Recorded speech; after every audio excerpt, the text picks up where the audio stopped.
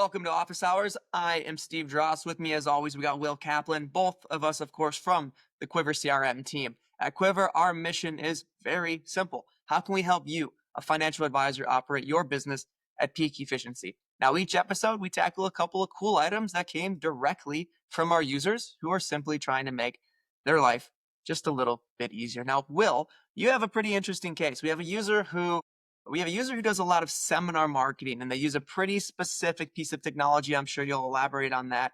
But the issue is that piece of technology is kind of on an island over here. It doesn't integrate with a lot of things natively. So I think they have some double data entry, or they're trying to use some maybe import tools, but it sounds like you found a better solution. Yeah, what they've been doing is this particular tool doesn't integrate with Salesforce, which is, not a Strange. huge fan of that. Like I like it when stuff integrates with Salesforce, obviously. We're a little bit biased there, but this tool doesn't, so that's fine. But what they were finding is that they could get the data out of Salesforce into a CSV file. And so if you can get it into CSV, that usually means that you can get it into Salesforce. But the challenge there is you have to understand what you're doing when you upload that data. And in this case, they'd accidentally uploaded the data more than once. And so now we've got duplicate entries. And, you and I are both big proponents. You got to have clean data if you're going to do automations. You got to have clean data for reporting. And as nice as it is having the ability to use CSV files to bulk upload things into Salesforce, I never want that to be my default option, right? I mean, two reasons. One is I have to do something and I don't want to do something if I don't have to. And then the second is, like you just alluded to, anytime you have a person involved in a process, the likelihood of a mistake occurring just inherently increases, right? Yeah, and the upload process to Salesforce, it's super powerful. I mean, this is kind of my mantra. Salesforce is super powerful, but it's also kind of complicated. That's what they ran into. Like this is just one of those accidental things where it was like you wanted to click this button, but you accidentally clicked this button. So like now we have different behavior. Regardless, they got some duplicate data.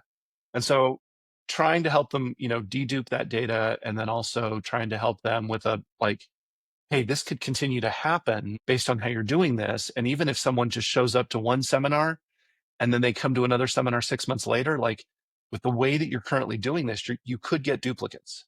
And so we started trying to think outside the box a little bit. And as it turns out, there's a third-party tool that comes to the rescue. I think a lot of our users are probably familiar with this. It's not a tool you have to reach for very often when you're dealing with Salesforce because there's usually such good integrations, but Zapier to the rescue, right? So we're going to go and look at how do I connect all these different APIs and all this stuff. Now, the downside is, like many things Salesforce, you probably are kind of on an enterprise level agreement once you start talking about Salesforce. But in this case, it's going to save them a ton of time. And it's also going to, I think, eliminate this duplicate problem because now what's going to happen is in this other tool that they're using, when they create a new record, when someone fills out that form and registers for a seminar, Zapier is going to wake up and say, hey, I just got new data over in this other tool. Does it exist in Salesforce? And if it does, great, add the new meeting. And if it doesn't, then I want to add that person, add that household, record the meeting, like push all that data in that they were trying to do through the upload process. But now we've got a little bit of that error checking. Is this someone that we've seen before? What do we do about that? Do we want to just shove them in, or do we want to say, oh no, wait a second, just mark them as coming to a second seminar? And I think that's going to save them a lot of time and a lot of frustration longer term, because not only now does this individual doesn't have to worry about doing this upload process anymore. Like that's gone, but it's still, I mean, it's a reasonable amount of money in terms of the time that she was spending to go through this. I mean, because I think they do seminars every month. And so it's So just much, yeah, constantly, yeah. yeah, constantly more and more data.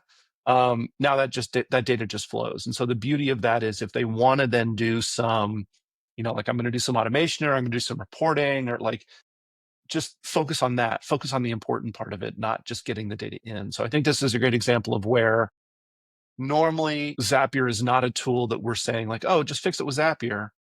But in this case, because this seminar tool is, to your great description, it's on an island, we can still get at some of that data without having to go through the struggle of CSV files and imports and making sure that we check the right boxes and click the right buttons and all that stuff. It just simplifies that process down for them. And I mean, yeah, I think you know better than anyone. I love automation, right? I love having that data flow with as little human interaction as possible because it decreases the likelihood of issues occurring. And clean data is the most important thing for future automations. But if we look at what they're doing, a lot of people come, for example, come to us during office hours and they want to automate something. And it's very common for us to look back at them and say, why? Like, what are you trying to accomplish? What is your end goal?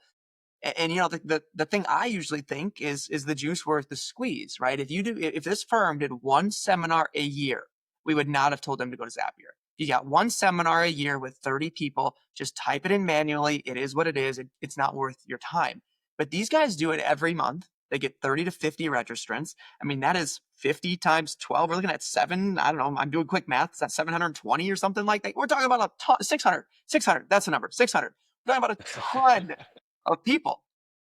Their options, I mean, I would say they have three options. They can either just, this poor person has to type in 50 people every month. You know, that's option one, manual, easiest, right? Maybe from a complexity standpoint. The second option is they use Data Loader, which is free, that comes with Salesforce, right? Comes with your Salesforce and your Quivr license. Now it makes it a little faster, but it's not perfect. Or the third option is fully automate it and spend a little bit of money. Even, you know, Zapier with the Salesforce, I know you mentioned it, you need a slightly higher Zapier subscription, but it can't be more than what, $50 a month. And for somebody like this, that is well worth it.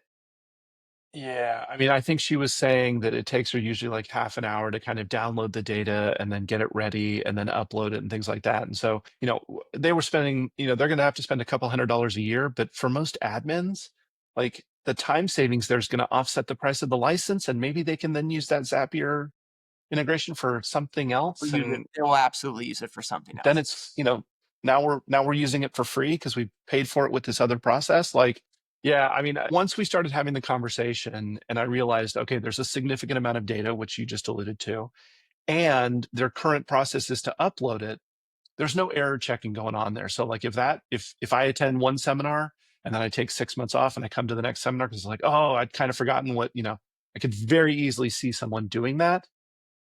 They're going to get duplicates. And we love clean data. So like the alternative here seems like it's Zapier. Yep, this is probably one of the only times we recommended Zapier. But I it's felt a good, little right? guilty. I did feel a little guilty saying it, but It's like here in we are. the early days of my career, if I almost felt dirty when an annuity made sense, right? It's kind of one of those situations. But like, if it makes sense, you have to do it. You have to do it. But no, another great example of why we built Quivr on Salesforce. It integrates with most things out there. So if you don't have to wait for us to build the integration with this obscure tool that you're the only Quivr user using, right? You can just simply go do it. But no, more good stuff as always. I'm glad we were able to help them. That was a great solution. Remember, if you are a Quivr user, get to office hours on Wednesdays so we can help you with similar items like this. And if you're not a Quivr user, that's okay. Everybody makes mistakes. Nobody's perfect. But it's not too late to see Quivr live in action for yourself, to see how it can improve your life and just make things maybe a slightly little bit easier.